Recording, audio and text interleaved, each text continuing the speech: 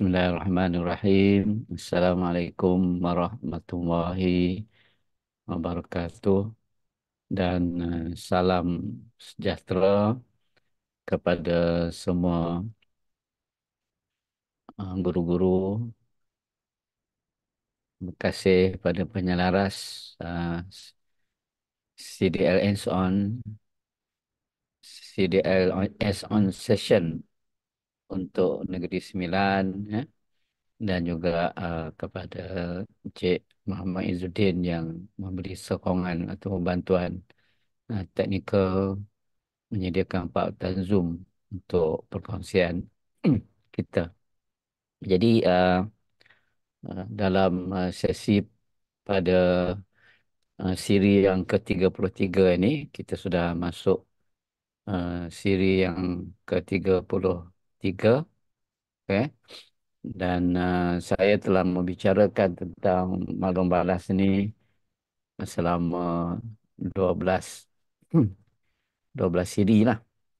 Agak lama perbincangan tentang feedback ini, kerana feedback ini adalah merupakan satu intervensi pembelajaran yang penting yang boleh membantu rakan-rakan guru untuk membantu proses pembelajaran, khususnya untuk membantu guru-guru melihat perkembangan pembelajaran anak-anak.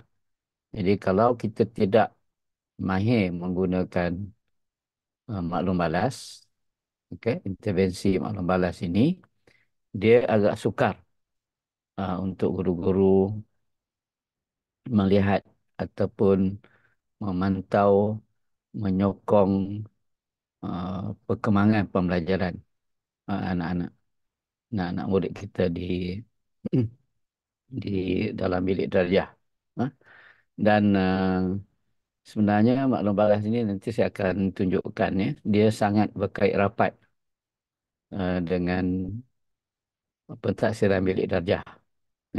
Pentadsiran bilik darjah adalah satu inisiatif yang diberikan perhatian oleh pihak Kementerian Pendidikan Malaysia untuk kita melihat perkembangan pembelajaran anak-anak secara berterusan. Jadi kita kena tahu bahawa di mana anak-anak sedang berada. Sebab tu dalam maklum balas ini nanti ada 3 soalan yang sering ditanya. Ke mana anak-anak ingin pergi? Di mana mereka berada ataupun bagaimana mereka ingin pergi? Dan yang ketiga ialah apakah langkah yang seterusnya ataupun what is next? Ataupun ada juga sarjana mencadangkan soalan yang ketiga itu ialah bagaimana anak-anak ataupun murid kita tahu bahawa mereka sudah sampai. Jadi kalau kita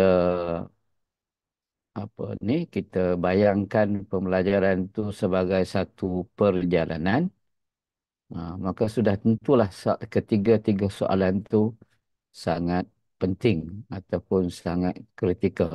Ya, ke mana nak pergi? Kalau perjalanan kita mesti tahu di manakah di destinasi yang ingin kita tuju. Kemudian bagaimana anak-anak nak pergi. Jadi soalan yang kedua tadi ialah ke mana, bagaimana anak-anak ingin pergi, dan ataupun ada sarjana yang mencadangkan di mana anak-anak berada. Sebab di mana dia berada itu akan menentukan bagaimana dia ingin pergi. Jadi dalam perkongsian saya sebelum ni, saya ada kongsikan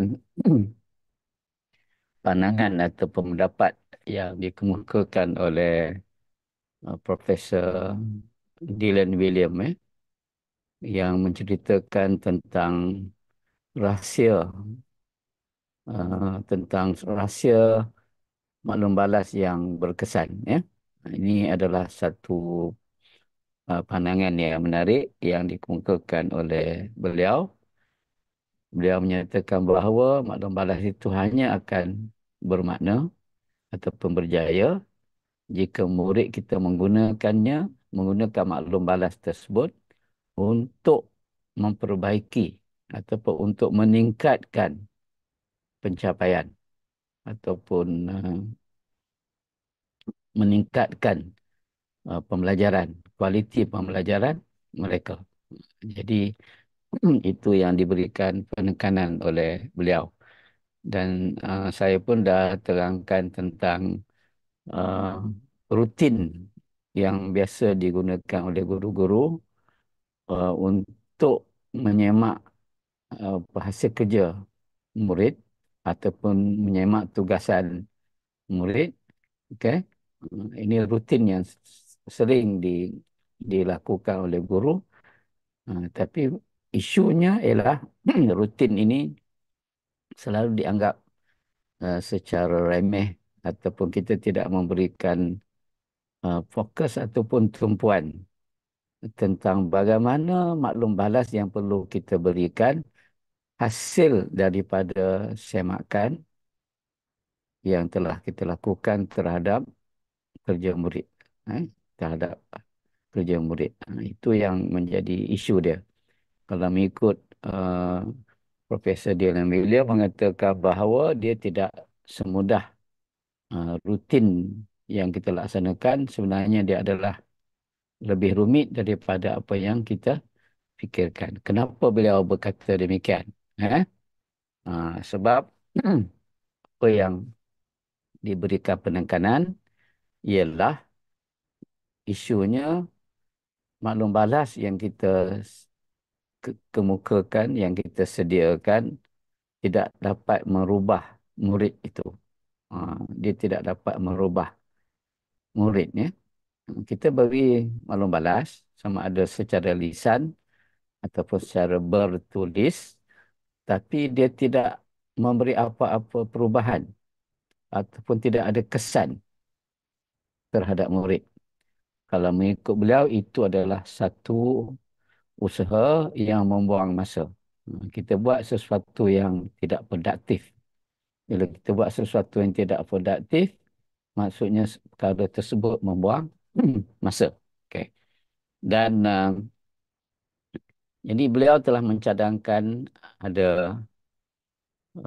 5 perkara yang dicadangkan oleh beliau yang perlu diambil kira oleh guru semasa memberikan maklum balas daripada setelah menyemak hasil kerja murid itu. Pertama ialah kita mesti dalam pemikiran kita, kita mesti ada satu konsep apa ni pembelajaran bagaimana anak-anak belajar. Konsep itu mesti ada dalam pemikiran kita. Maksudnya kita faham bagaimana anak-anak belajar. How the student learn. Itu soalan yang penting. Sebab itu di Alan William ni kalau kita baca buku dia ataupun kita dengar dia punya perkongsian ya, dalam YouTube nanti kalau cikgu minat boleh dapatkan banyak video perkongsian daripada beliau. Beliau akan banyak memetik apa yang disebut oleh David Alzabel beberapa dekad yang lepas, 1968 kan, ada di kalangan kita yang belum lahir lagi. Dia mengatakan bahawa the most important single factor influencing learning is what the learner already knows. Ascertain this and teach accordingly. Apa maksud dia? Maksudnya apa yang anak-anak itu tahu, kita mesti memulakan pembelajaran, aktiviti pembelajaran daripada mana? Daripada apa yang anak-anak itu tahu. Ha. Sebab tu kita kena tahu apakah pengetahuan sedia ada murid kita. Jadi mengetahui pengetahuan sedia ada murid itu sangat penting sebagai titik mula ataupun starting point kita untuk memulakan proses pembelajaran. Jadi bila kita merancang tugasan, sebenarnya kita merancang dalam tugasan itu pun kita boleh tanamkan, ataupun dalam bahasa Inggeris kita panggil embed. Kita boleh embed, tanamkan maklum balas dalam tugasan berkenaan seperti perkara yang kedua dicadangkan oleh beliau ialah kita berikan tugasan yang dapat mencetuskan pemikiran anak-anak. Sebab tu kalau kita tahu proses pembelajaran, ya, bagaimana proses pembelajaran berlaku, menyemak kepahaman murid itu sangat penting. Saya ambil contoh yang beliau kemukakan. Contoh ni nampak macam very simple. Dia kata, what can you say about the means of the following two sets of numbers? Bagaimana kita nak uh, kenal pasti tentang purata. Purata dua set nombor. Set A dengan set B. Jadi dia punya pilihan jawapannya A, B dan C. Jadi kalau anak-anak pilih A, kita tahu. Maksudnya setakat mana kepahaman dia. Kalau dia pilih B pun kita tahu apakah kepahaman dia. Adakah dia betul-betul faham apakah yang dimaksudkan dengan purata. Purata itu. Jadi mungkin cikgu ada jawapan masing-masing kan. Jadi jawapannya betul ialah B. B. Tapi ramainya cenderung untuk menjawab C. Sebab bagi anak-anak yang tahu apakah dia purata, definisi purata dengan jelas, dia tahu bahawa purata adalah jumlah semua nombor yang ada dalam set tersebut dibahagi dengan bilangan nombor berkenaan. Kalau contoh set A itu ada 5 nombor. Set B, set A ada 5 nombor, set B ada 4 nombor. Jadi kalau set A kita kena bagikan dengan 5, jumlah nombor tu dia bagi dengan 5, sementara set B tu jumlahnya dia perlu dibagikan dengan 4. Jadi contoh dia faham apa maksud purata itu.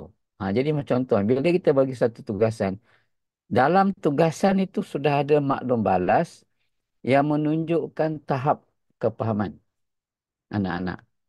Itu yang dikatakan kita boleh tanamkan maklum balas itu dalam tugasan yang kita reka bentuk, yang kita rancang. Yang ketiga, kita boleh juga jadikan maklum balas itu sebagai satu cara untuk kita macam kita panggil spy, menyiasat setakat mana kemampuan anak-anak untuk menyelesaikan masalah dengan kepahaman. Dia bagi contoh di sini, kalau ada seorang guru yang mengajar bahasa, bila dia semak tugasan murid, mungkin murid itu diminta untuk menulis esei contohnya, maka katakan uh, telah disemak, ada catatan di situ, maksudnya maklum balas tu dilaksanakan secara bertulis, ya, dicatatkan maklum balas itu. Saya dah kongsikan lebih awal sebelum ini, sebaik-baiknya catatan maklum balas tu kita catatkan di muka depan helaian tugasan itu, supaya cepat nampak oleh murid kita. Dia cepat nampak. Maksudnya ini adalah merupakan maklum balas yang telah diberikan oleh guru. Apa yang dicadangkan di sini ialah kita katakan kita kumpulkan 4 esei itu, kemudian kita serahkan kepada 4 orang murid dalam satu kumpulan. Biar mereka mengenal pasti mana satu tugasan masing-masing. Mana satu tugasan masing-masing, dan dalam masa yang sama mereka juga dapat belajar kesilapan diri dia sendiri dan juga kesilapan yang mungkin dilakukan oleh rakan mereka yang lain. Sebab itu kena penting kita mempunyai satu mindset bahawa membuat kesilapan dalam belajar itu bukan sesuatu yang tidak baik. Memang kita cuba elakkan melakukan kesilapan. Tapi kalau berlaku kesilapan, di situ adalah peluang untuk seseorang itu belajar daripada kesilapan. Belajar daripada kesilapan itu sangat penting dan sangat berharga. Okay. Dan yang kelima ialah kita perlu menggalakkan anak-anak untuk melaksanakan penilaian kendiri. Penilaian kendiri. Maksudnya dia boleh melaksanakan self assessment. Kalau anak-anak boleh mentaksir diri dia sendiri, menilai diri dia ataupun kerja dia, maka itu sangat baik. Sebab kalau kita buat sesuatu perkara dan kita sedar bahawa apa yang kita buat tu ada berlaku kesilapan, kita boleh betulkan dengan cepat. Kita sendiri sedar wujudnya kesilapan. Itu sangat penting lah. Ya? Dan kita latih dia, anak-anak kita ni, supaya sebelum mereka membuat menghantar tugasan tersebut, mereka perlu menyemak, menyemak, dan kalau ada kesilapan, mereka membuat pembetulan, penambahbaikan mereka sendiri. Maksud itu yang kita namakan sebagai membangunkan keupayaan murid kita untuk memberi maklum balas kepada diri mereka sendiri. Ya, kalau dalam Islam kita panggil muhasabah. Kita membuat refleksi dan kita meneliti. Mungkin ada kesilapan yang kita lakukan. Di situ kita boleh membuat langkah pembetulan. Dan yang akhir sekali, saranan daripada Profesor Didin William ini ialah keberkesanan maklum balas itu banyak bergantung kepada hubungan di antara guru dan murid. Ya, jadi hubungan guru dengan murid ini sangat penting. Ini saya sudah jelaskan dalam perkongsian saya sebelum ini tentang the instruct, the instructional core. Ya, the instructional core. Trust instructional yang melibatkan tiga. Ya, guru, murid dan kandungan. Jadi hubungan guru dan juga murid itu sangat penting. So, di situlah nanti akan terbina apa yang kita namakan sebagai kepercayaan, saling mempercayai. Maksudnya anak-anak meletakkan kepercayaan kepada guru. Bila dia meletakkan kepercayaan pada guru, mudah untuk dia menerima maklum balas yang telah dikemukakan oleh guru, dan juga mereka mempunyai kesediaan ataupun keterbukaan untuk membetulkan kesilapan yang telah mereka lakukan. Jadi maklum balas guru itu dinanti-nantikan oleh murid. Ya, dia menantikan apa yang cikgu nak komen ataupun apakah maklum balas yang akan dikemukakan oleh guru nanti untuk tugasan ini. Dia nak sebab dia yakin guru itu akan membuat sesuatu yang sangat bermanfaat kepada diri mereka. Dan ini adalah kalau saya dapat rumuskan, ya, dapat rumuskan apa yang penting dalam kita memberi maklum balas ini. Dia ada melibatkan tiga aras, three level of kita panggil feedback, tiga aras maklum balas. Pertama, pada peringkat tugasan. Maklum balas tugasan tadi saya dah sentuh sedikit tadi. Ini adalah perbandingan uh, di antara apa yang dikemukakan oleh uh, Profesor Dylan William dan juga Profesor Paul Black. Paul Black. William dan Black itu adalah nama dua orang sarjana lah. Yang Dylan William itu saya dah perkenalkan. Paul Black ini sebenarnya rakan kepada Dylan William. Mereka ni telah mengemukakan satu dapatan yang sangat penting dalam pentaksiran milik darjah. Dia panggil the black box of the classroom assessment. Ini nanti kita bincang kemudian lah. Ya. Panjang cerita dekat situ tu. Dan satu lagi ialah maklum apa ni, model maklum balas yang dikemukakan oleh Profesor John Hattie dan juga Profesor Helen Tapley 2007. Jadi keempat-empat mereka ini, okay, uh, boleh dikatakan konsisten tentang kepentingan maklum balas, dan maklum balas itu perlu diberikan fokus berdasarkan kepada peringkat ataupun aras. Dalam bahasa Inggeris dia panggil level of feedback. Dia ada peringkat tugasan, aras tugasan. Maksudnya anak-anak faham apakah tugasan yang perlu dilaksanakan daripada awal hingga ke akhir. Okey, itu penting. Untuk menjauh sejauh mana dia memahami dan keupayaan dia untuk melaksanakan. Dan maklum balas pada peringkat ini ataupun pada aras ini sangat berfaedah. Ya, sangat berfaedah. Sebab dia kena tahu ke mana dia nak pergi. Kan? Kalau dia tak faham tugasan tu, maksudnya dia tak tahu ke mana dia nak pergi. Kalau kita bergerak juga, tak tahu ke mana nak pergi, kita sesat barat lah. Ya? Ha. Yang kedua ialah ketika pelaksanaan tugasan berkenaan. Itu dipanggil proses. Dan proses ini, kalau diberikan maklum balas, dia sangat berimpak tinggi. It's a very powerful feedback. Memberi impak yang tinggi kepada murid. Yang ketiga ialah aras regulasi kendiri. Regulasi kendiri ini ialah keupayaan anak-anak untuk menguruskan pembelajaran mereka, uh, yang melibatkan juga proses dia merancang, memantau dan menilai cara dia berfikir.